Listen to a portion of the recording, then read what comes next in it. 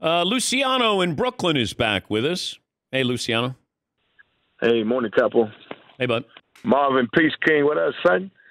And to the good fellas, Todd Seaton and the funny guy who says he doesn't know what it's about. Que cosa? It's about honor. It's about loyalty. It's about being a stand-up guy. That's what it's about. Okay. All right, Capo. It's time to earn your paycheck, baby. Here we go. Okay, so before you make this ruling, I need you to make this a jury trial and bring in King Marvin and the Goodfellas because I have a bet with a local scumbag for 5 slices of provolone, and he's under the impression because of my status in my neighborhood that I might be able to influence your ruling. So here we go. Recently, the 76ers have announced via Allen Iverson that they're putting up a statue of the answer on the Legends Walk in Philadelphia. Mm-hmm. So, which is well-deserved, but it also sparked a very colorful debate that falls like right in your wheelhouse. And when I say in your wheelhouse, I'm talking just like a big fat meatball over the plate to Barry Bonds when he had that big old balloon head. Like, forget about it. You know it's getting crushed, right? All right. So smell me on this. Who's had a greater cultural influence on the NBA? Allen, everybody's copied my physical aesthetics, Iverson, or Michael Jordan, yeah, but everybody wears my shoes, Jordan. Okay, let's go around the room. I have my answer. Todd, culturally. I'm going to say Allen Iverson for culturally. Seton O'Connor. I'm still going to say Jordan. All right. Marvin, culturally, bigger impact. Michael Jordan. Paulie? A quick second on this one. I would say Nike made the culture thing. That's not one of the options. Right. Allen Iverson walked in with his own look. He apologized to nobody, and people loved it. I would say Iverson on the youth, he himself had more of an impact. I would say Iverson, culturally,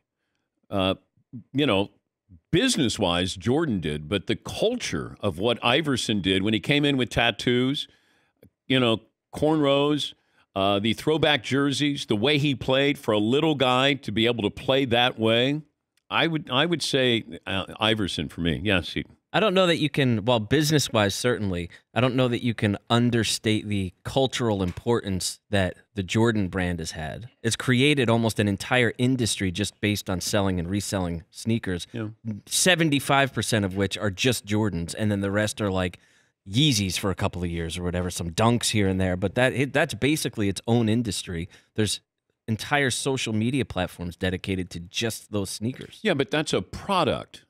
Iverson is a person. So he did it himself. Jordan didn't even want to go to Nike. He wanted to go to Adidas. So Adidas Jordan helped them create this image, Air Jordan, and then of course they were great shoes and I understand the status of those. But I think a person culturally as opposed to a product. But if Nike could have done it without Jordan, why didn't they? They were a running sneaker before he got there. Yeah. So, I mean, it was Jordan that did it. Jordan made it possible for Nike to do that. I get that you kind of maybe can't do one without the other. If Jordan had gone to Adidas, would they have been the same thing? I don't really know. But Michael Jordan put Nike on the map. Well, they made it a bigger map with Nike. Nike was on the map. A massively bigger map. Yes. But Iverson was one person. One person. He didn't have a company that, capitalized on this. And maybe they couldn't. I'm just saying that what Iverson did, we had not seen before. And what Jordan did, we had not seen before. It's an unfair question from the standpoint of Jordan. I mean, the fact that Jordan makes millions overnight when he's in bed, that everybody wants to wear these shoes, that is probably making him emeritus. Whereas Iverson, I think that was a look in the NBA. Opened the door for tattoos, and he had no apologies. And the way he played at his size, it's not a fair question just because of the enormity of that Jordan brand. Yeah, Paulie. You know, I thought Luciano was going to ask us when he brought up Iverson and getting the statue. I thought he was going to ask us, is Allen Iverson deserving of a statue? Because if you don't win a title for a franchise, it's hard to get a statue, but he's statue-worthy, Allen Iverson. Again, impact on the court, what he did at his size, how beloved he was in Philly and is in Philly. For guys who don't have titles, like Dan Marino, Allen Iverson, there's only a couple that are statue-worthy. He got to the NBA Finals. I mean, Marino got to a Super Bowl. But, yeah, Marv. And Allen Iverson has as many scoring titles as Kevin Durant. That's nuts to think about. A guy, when I saw Allen Iverson in person, I was like, wait. Oh, I know. I'm a little taller than he is. And he's over here dominating. He was dominating and taking Eric Snow and Aaron McKee and Theo Ratliff. That's true. To the NBA Finals. That's up there with LeBron's team. Yeah, that's neck and neck. And you go down basketballreference.com, you're like, wait, who's on that? Bill Simmons should have done something on the worst teams to go to the NBA Finals. Because and I covered that Sixers Finals. And I covered the Spurs Finals, too. And I'm like, when they went out on the floor against the Spurs, and I go, this is not going to end well. Not going to end well. And then Philly, I think, won game 1 against the Lakers. And I'm thinking, wow, maybe they can make this a series. And then reality set in.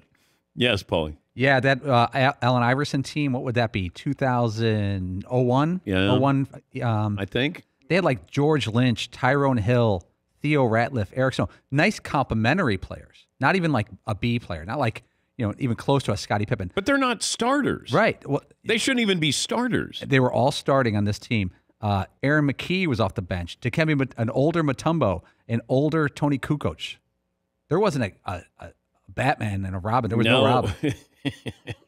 Batman and Batman. Damn. I at least thought there was like a Larry Hughes on that team. Like, wow. All right, he can give me like 18 a night. Nope, not even that. Larry Hughes. Like one of those guys, like Paulie was just saying, like a B player. Like, okay, he can give me 17 or 18 a night. Man, to drag them to the NBA Finals.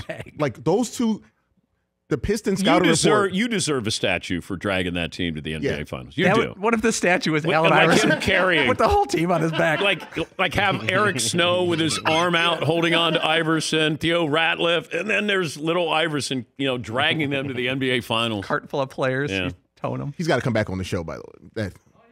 AI. He said he didn't want to lift weights because they looked heavy. That's amazing.